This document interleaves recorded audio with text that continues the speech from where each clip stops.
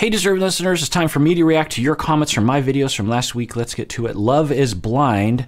Daniel said, the most frustrating part of Nick and Danielle is that their arguments all feel like a misunderstanding of the semantics of what they are saying.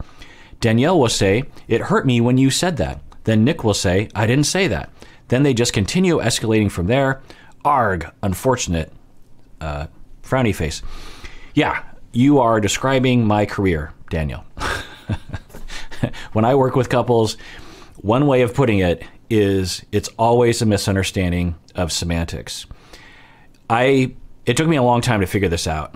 You know, I learned a lot of models, a lot of theories of couples therapy, and it can all get kind of confusing and jumbled up, but experience is when you really learn how to do the work. And over time, I started to figure out through trial and error and experience and experimenting with couples that you could almost say every problem that a couple suffers from is what you're talking about, Daniel, which is one way to describe it is misunderstanding of semantics. Another way of putting it, a longer form of putting it in my terms, is that we all have needs and we all have a lot of emotions, and we need to be reassured. We are hurt. We're afraid. We want to compliment someone. We want to be vulnerable, but we're afraid to be, there's all these things happening. And then all that is happening in our body and our mind, and it's all happening in the moment. And then we decide on a sentence to say, and then we say it with a particular facial expression, a tone of voice, a cadence, and we're trying to communicate something to the other person. We're trying to download some idea into the other person's head. So often it is, and then the other person is receiving that communication. They're observing the facial expression, the tone of voice, a lot of it's subconscious, the words. They're interpreting it, and the mismatch between what was intended to be communicated and what the other person received in couples is the basis, perhaps, of every single problem that has ever happened in the history of humans. For example, you are, I don't know with Danielle and Nick, let's talk about them. So for Danielle, she often has, I think, an upwelling of fear that she's not good enough, that Nick is going to abandon her. And it's a rush of maybe even a complex PTSD reaction. And she's scared. And then she gets a little wary, a little suspicious, like, wait, am I being broken up with? What's happening right now? And is he mistreating me? I feel hurt. And I think he's mistreating me right now, or is it me? Am I crazy? All this jumbled up. And what comes out of her mouth is something like, hey, you need to stop doing that. Or, hey, you have problems too. So all this stuff is happening. And if you just communicated the reality, the other person would, in all likelihood, react much better, especially if they understood you. But to just throw something out there like, and I don't know if Danielle ever said something like this, but someone in Danielle's position that I work with would say something like, you're always so mean to me, or how come you're always, making me feel like crap? You're not a good husband, that kind of thing. So that doesn't communicate, I had an upwelling of fear, I have self-esteem issues, I'm terrified I'm going to lose you, I don't want to lose you, did I just make a mistake? Are you mistreating me? I don't know. All that is, but you have to be aware of what's happening deep down to even communicate that. So all this stuff is happening, boom, a sentence, is decided upon and comes out of someone's face. And it either doesn't really communicate what's happening for you, or at the very least isn't interpreted correctly by the other person. Because, the part of the communication feedback loop is the other person has to receive it. So the other person hears that, hears accusation, gets hurt, feels like, oh, I'm being accused of something, I need to defend myself. And instead of saying, ouch, that hurts my feelings, it makes me feel like you're blaming me for something right now, and I don't want you to think bad of me because I don't want to lose you. Instead of saying that, instead of even being aware of it, I'm going to attack, and I'm going to say something like, I don't know what you're talking about. Like, you're always making a big deal out of something. So this, and then of course, the perpetuation continues, and as you're saying, escalating. And so much of my work, both with couples, individuals, and families, is about breaking that process down, getting very familiar with your feelings, your impulses, how you communicate. And it takes a long time. it is so hard. Some of you have commented below saying that you've changed how you've communicated, and good for you. I'm guessing that you didn't have tremendous amount of relational trauma, because for people who do, and maybe some of you are listening or watching right now, it's hard. It is really hard to change your reactivity.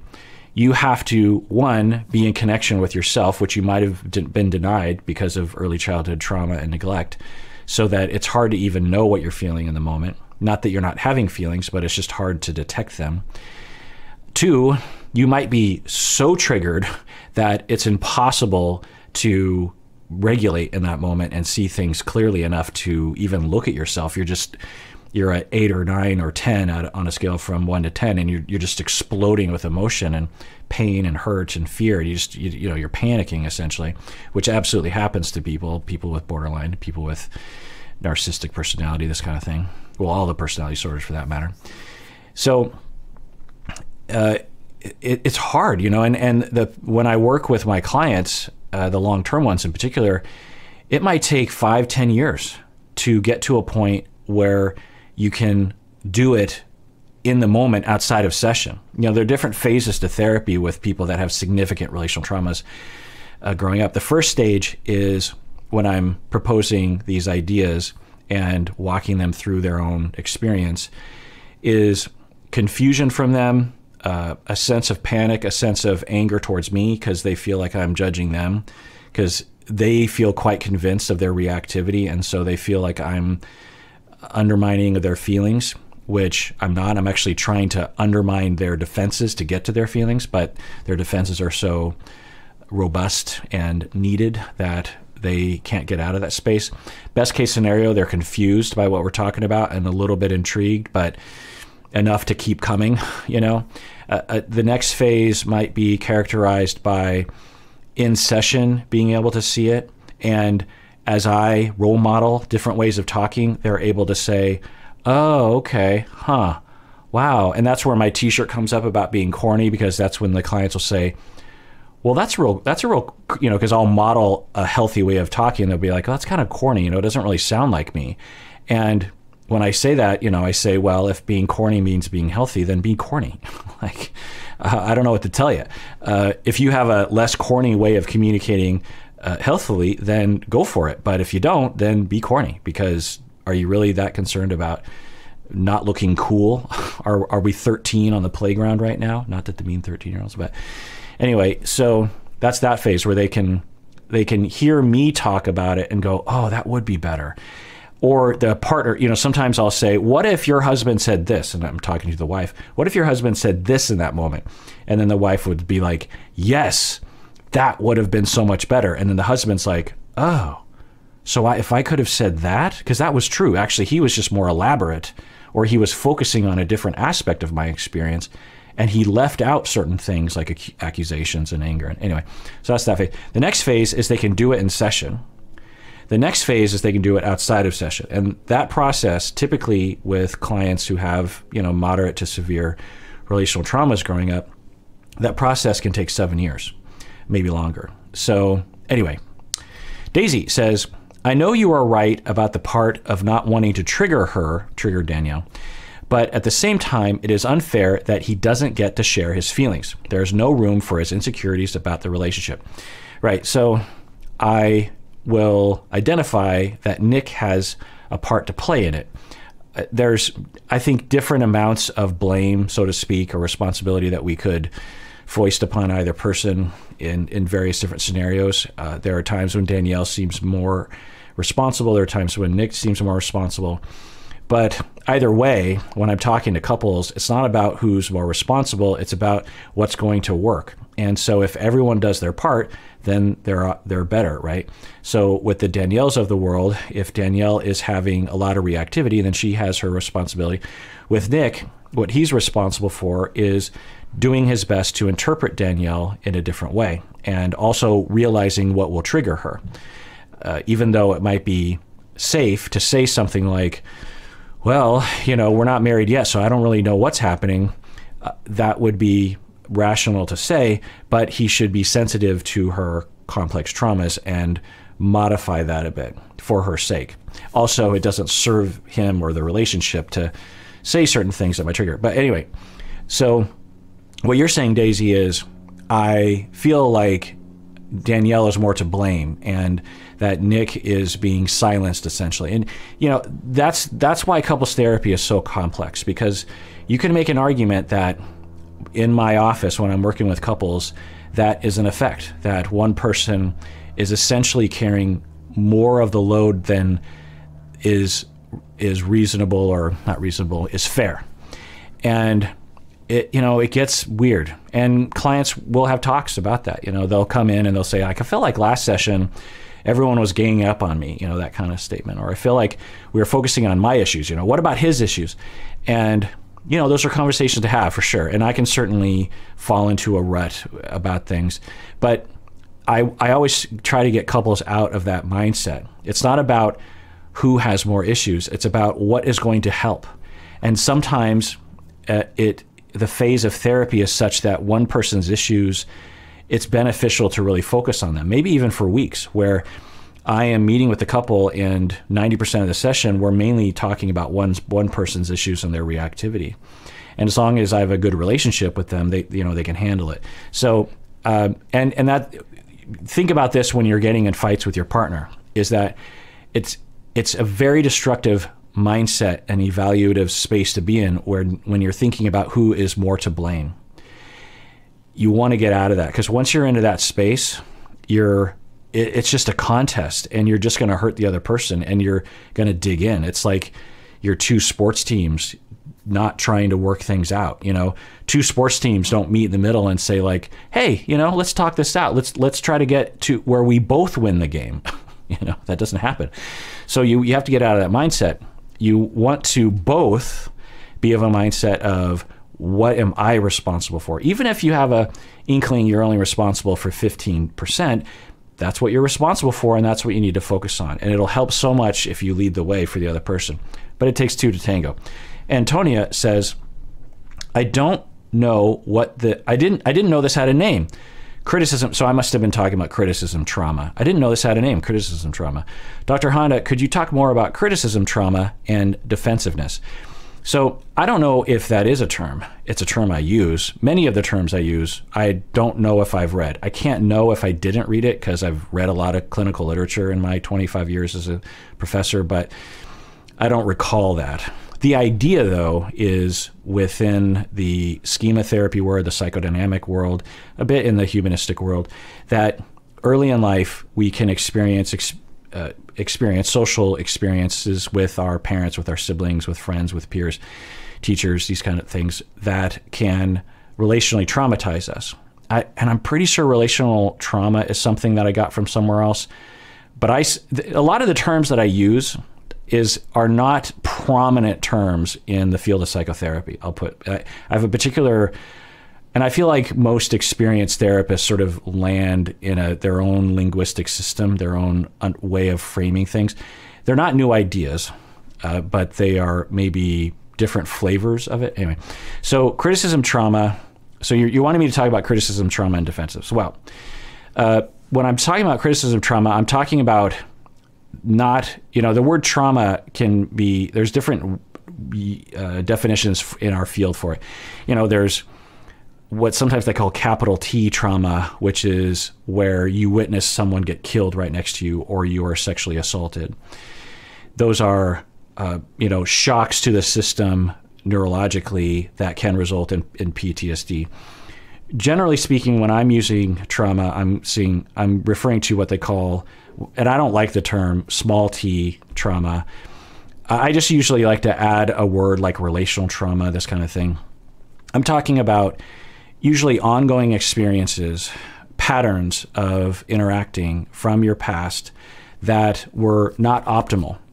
And so it's a pretty broad definition of trauma. But for example, with criticism trauma, I'm talking about a pattern probably early in life, or maybe throughout your childhood, in which the criticism towards you was either too intense or too frequent, and there was a rejecting or contemptuous tone to it. It's one thing for a parent to say, well, you didn't pick up your toys very well, or, oh, I see you didn't finish your dinner, or something like that, or you don't eat enough vegetables, or, you just, I don't know, you say random things to kids. It's one thing to point something out, or, hey, I need you to be quiet, because I'm talking on the phone, so be quiet. You're always saying things to kids, right? Well, there's a difference between that and you are so loud, or you're an unhealthy person, like you need to eat more. There's a tone to it, right? And it's how it's received. Now, some parents can actually be criticizing in a way that we would look on and see and conclude that it was in a healthy range, but the child might interpret it differently, and vice versa is also true.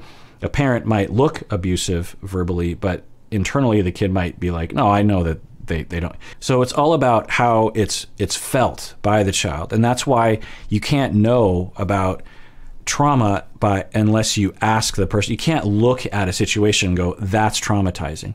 You have to ask the person, and sometimes it takes years to even find out if there are trauma effects. And another loose part of the definition that I have is that relational traumas create problems down the line that need to be repaired for somehow, usually through therapy. So that's what I'm talking about when I'm talking about criticism trauma. And regarding defensiveness, when you have those internalized voices, you start to criticize the self. And you need a defense against that because the ego can't handle that. The ego is like, ego meaning self, not like your self-centeredness, but your selfhood, your psyche is being attacked by an internalized voice of you're not good enough, you're disgusting, you're stupid, that kind of thing. Some of you might be able to relate to this. And so when you have that criticism trauma, then you need to defend against it internally somehow. And so one of the ways that you might do this in relation to Nick is you might find someone who is more easily criticized. Thus, in contrast, you're like, well, I'm not criticizable because look how criticizable that person is. You might also find someone that's overly needy because they exhibit so much neediness to you that they'll never leave you, and you feel more secure in that situation because the criticism, it's all about rejection. The worry is all about rejection. You might convince yourself and everyone else that you're perfect as a way of trying to stave off criticism. And you might react strongly against criticism. You might nip it in the bud. Like as soon as criticism happens, you like jump all over it in a very verbally aggressive way or intense way. And there's other defenses, but so that's what I'm talking about when I'm talking about criticism trauma. I'm talking about the defenses. We can talk about obsessive compulsive personality disorder. We can talk about narcissistic personality disorder. We can talk about other things, avoidant attachment style. Thoughtbug says, Nick's facial expressions and tone of voice would have made me feel embarrassed, anxious, and disgusted with myself. So Thought is saying, look, the way Nick was reacting to Danielle would have made me feel very belittled. I'm glad Dr. Kirk is talking about Nick's traits because I feel like in couples with people like the Danielles of the world become the focus due to their reactivity and intense emotions and tend to get blamed for everything. Yeah, agreed. Ben and Mahogany from 90 Day Fiancé. Holly says, I am incredibly embarrassed to admit this, but Mahogany reminds me of me in high school. I would date a guy that came around because I loved the attention, but that would grow old fast. Instead of breaking up with the guys because I didn't want to hurt their feelings, I would twist reality and gaslight them to make our breakups their fault, meaning internet version of gaslight, not actual gaslight. I couldn't bring myself to end the relationship with them. That smugness for me came from a place of joyful manipulation of them, that my plan was working and I would come off as the better person in the end somehow. I was not doing okay. I hurt a lot of men, and as an adult, I made a lot of apologies. Yeah, well, thanks for sharing, Holly. It takes a big person to be able to admit that.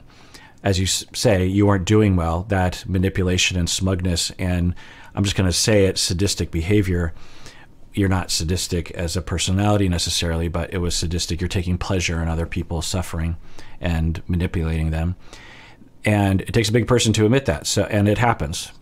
You can be sadistic and not be a sadistic person, if that makes sense. You can commit sadistic behavior without suffering from sadistic personality disorder. But anyway, so what you're saying is for you, and we don't know if this is true for Mahogany, but it's something to offer up. And I'm glad you did bring this up, Holly, because I've actually treated people like this before, and I'm embarrassed, or I don't know, that I didn't bring it up earlier, because this is something that I've heard people will do. You know, when you're incredibly insecure and you're just desperate for any kind of signal that you're an okay person, you will do a lot of things, maybe on a frantic, constant basis, to try to reassure yourself that you're a good enough person. And one of the things that some people will realize when they're 12, 13 is, oh, men like me and I can get their attention. Now, for many of those people, they're just like, well, that's interesting. There's pros and cons to that. But for some people, since they're so desperate for some indication that they're good enough, they'll go, oh, well, you know, because they try to get self-esteem through friendship and through normal relationships, and it's not fast enough, or their defenses kind of trip them up, and, you know, everything's going bad, but they're just like, well, but there's this one venue where I can get some indication that I'm good enough, and I need a constant treadmill of that supply, and I don't even really care about them as human beings because I'm too focused on just trying to get a shred of my own needs met. From the outside, it looks like a sadistic young person manipulating other people sexually and romantically in a really abusive, Machiavellian way. From the inside, it's a desperate act of someone who is just trying to eke out some semblance of self-esteem. And as soon as the person that described it to me in detail would talk about how eventually she was in her early 20s. She would go to a bar and she wouldn't drink because she didn't want to be out of control. And she would find she found that older men were particularly desperate. And so she'd find like a guy in his 40s or something at the bar, and she would just look at him, right? She would just kind of wink at him or smile or something. Eventually he comes over, and they often were married, and she every step of the way, it gave her some self-esteem, like, okay, he's coming over here, self-esteem. But then that, you know, that dopamine hit eventually starts to go away. Then I need him to want to kiss me. Okay, now he's wanting to kiss me. And at no point was she thinking, do I want to kiss him? It's only like, I just need some indication that I'm good enough. Then it was, can I get him to sleep with me? Then it was, can I get him to divorce his wife? Can I get him to fly back to, because she would go to places where there were international individuals, and she's like, can I get him to come to my town?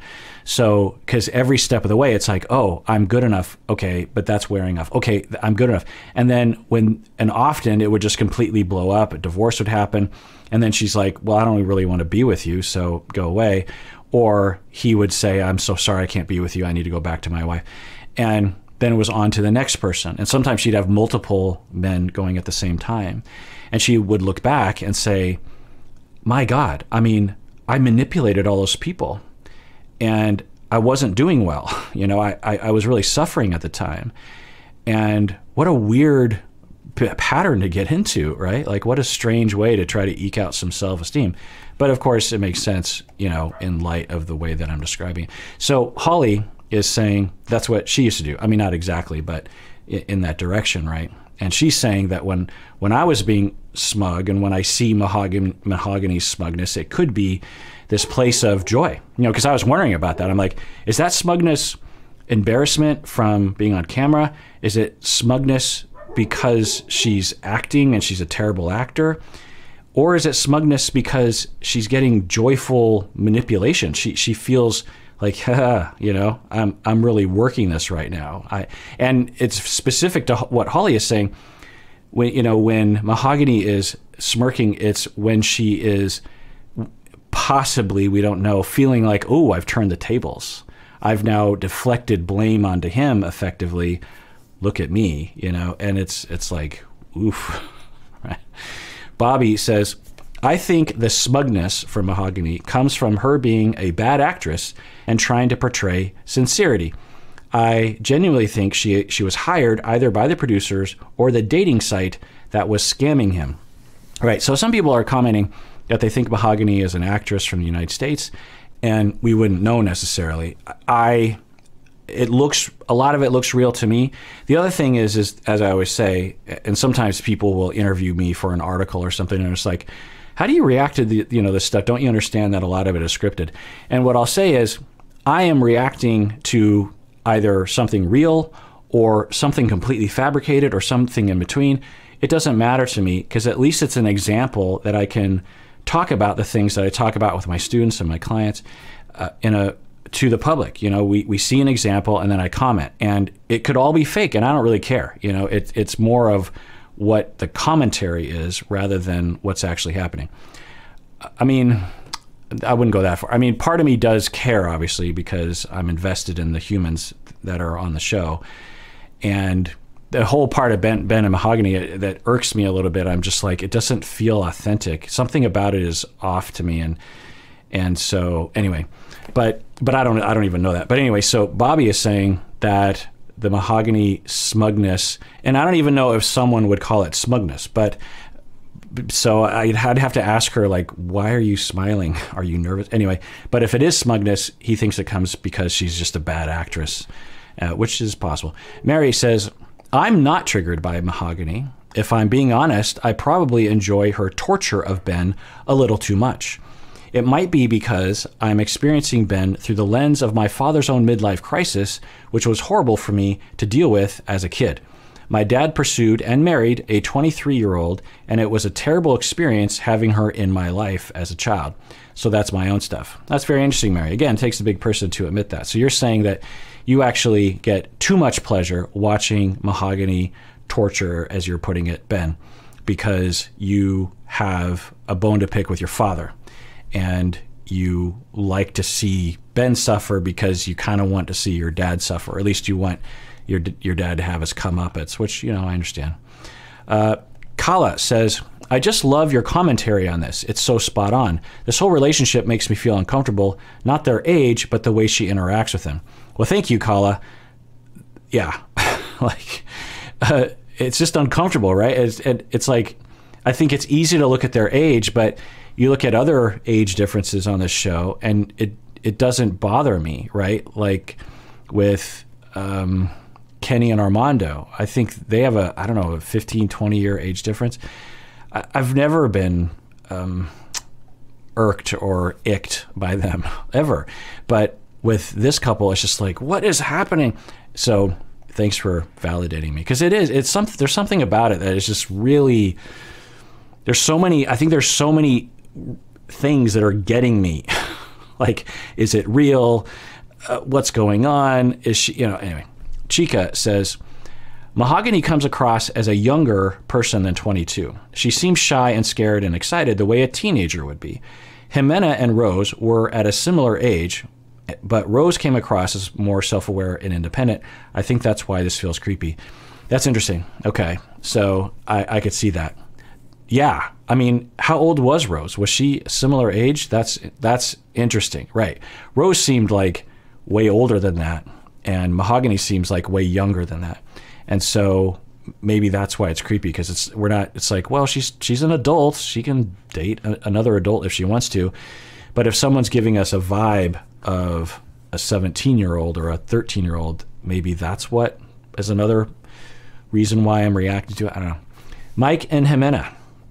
Merkaz says, I can't believe how mature and composed Jimena's sister came across. Yeah, I didn't comment on that. I thought about that at the time, and I didn't realize it until later, that I think Jimena's sister is a teenager. But regardless, the sister was very composed. And I was wondering at the time if the sister has seen a lot and dealt with this before. I don't know. But at the very least, yeah, she was great. Jess says, something about Jimena and her sister consoling each other, that they'll find a way like before, deeply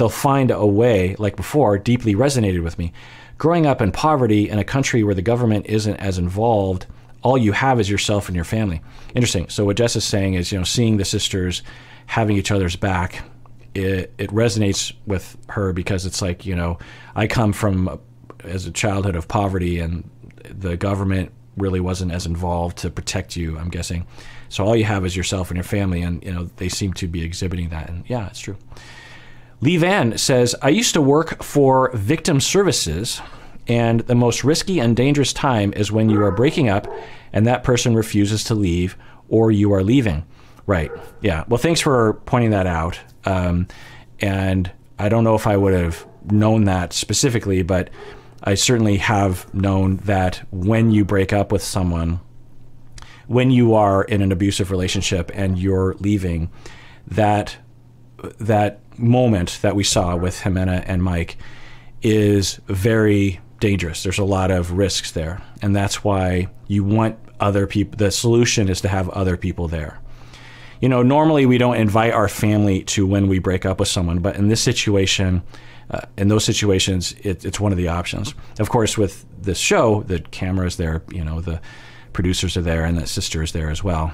But yeah, if you are in an abusive relationship, you can call the hotline or chat with the hotline on the internet, thehotline.org, and they will connect you with a local organization. I don't know about in every country, but at the very least, they can tell you what you should be looking for. But generally speaking, what you're going for is an advocate, an intimate partner aggression victim's advocate who can walk you through the process. They don't demand that you leave them. You know, it's the thing that people worry about. It's like, well, if I call, they're going to make me leave my partner. And no, of course not, because experts understand it takes a long time, and it's your choice. And so anyway, but the things that they can do is they can say, okay, when you're ready, here's what we got to do. We got to set you up in a new home, maybe even a shelter. We have to have other people there. We have to make sure the weapons aren't around. And, you know, there's things you got to do. So yeah, Ryu says, the thing that's bizarre is that Mike constantly portrays her as using him for money and prospects when he's dangling money in front of her. Yeah, agreed. Gino and Jasmine about the last name fight. Christine says, I find some of the comments here way too obnoxious and insulting to other cultures. I can understand Jasmine's reaction. I do not agree with her behavior, but I understand where it comes from. I am Middle Eastern, and in my country, a divorced woman does not keep her ex's last name. Right. So a lot of people were commenting. I didn't see any culturally insensitive comments. Maybe I missed those. But a lot of people were saying, look, you know, one, Gino has no control over whether his ex keeps the name or not. Two, a lot of people will keep the name because it's so hard and inconvenient to change the name. You know, you got to change your license, social security number. You got to go to the bank. You got to go to your place of work. You have to, you know, change it on Facebook. You've got to inform everyone. And there's that. Plus, for some people, their entire reputation is based on their name. And so it's hard to just reinvent yourself and have a whole, you know, imagine if like someone famous, you know, like, well, Jada Pinkett Smith, I'm just going to take a guess and say that she kept at least part of her name because she already had a career before she met Will Smith. Anyway, I don't even know that's true. Point is that there are a lot of reasons. So apparently some people, according to Christine, were being insensitive to Jasmine or to cultures that propose those ideas where it's more common once divorce happens that you will discard the last name. But anyway, yeah. I mean, so it's fine that Jasmine is triggered by that. There's nothing she can do about that. I think she has some relational traumas that result in her being easily triggered by that sort of thing. That's okay. And she can certainly ask Usman, hey, could you ask her to get rid of your last name because it's triggering me? That's also okay. But the way she goes about it, to say that she's a B word and that you're an idiot for even allowing that to happen and you better do it, you know, the way she goes about it is just unfair and comes from a place, I think, of insecurity. You know, she's capable of being mature. She's capable of being differentiated. But I think when she's triggered, her sort of cruise mode is to exert power and dominance and by insulting people and coming across like she's above it all or something. I think that's kind of her like regular mode.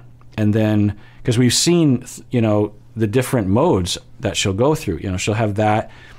And I think so there's that mode. Then there's the mode where she's triggered and she's screaming for either illegitimate or legitimate reasons, which we've seen both over the season.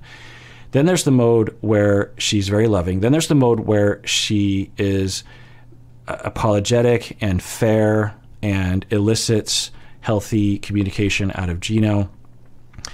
So in terms of, why would she have, if she's capable of maturity and differentiation and compassion and right-headedness, why would she have a cruising speed of dominance, coolness, control, criticism, name-calling, this kind of thing? Why would she do that?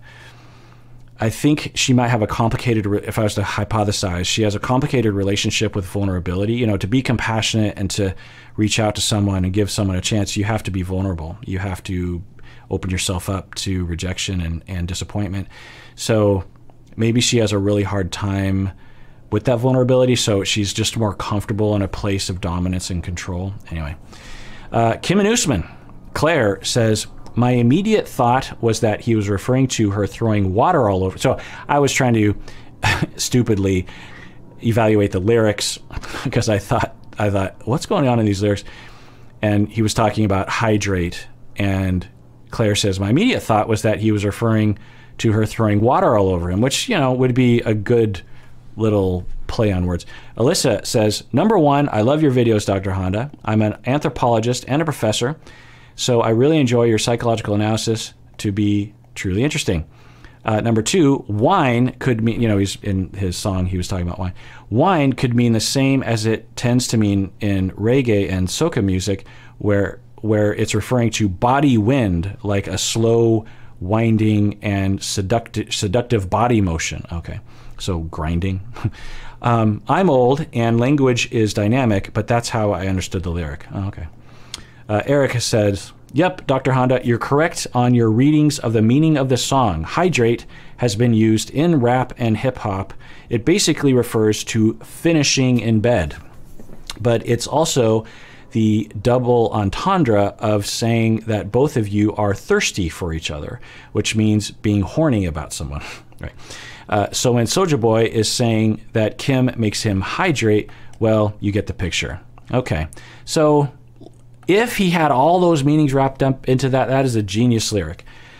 Finishing in bed, water in the face, thirstiness, and sexy times. Like, there's a lot of things in there. And then the wine and the hydrate, it's a pretty inventive lyric. Either way, fun times. And everyone out there, please take care of yourself because you deserve it. You really, really do.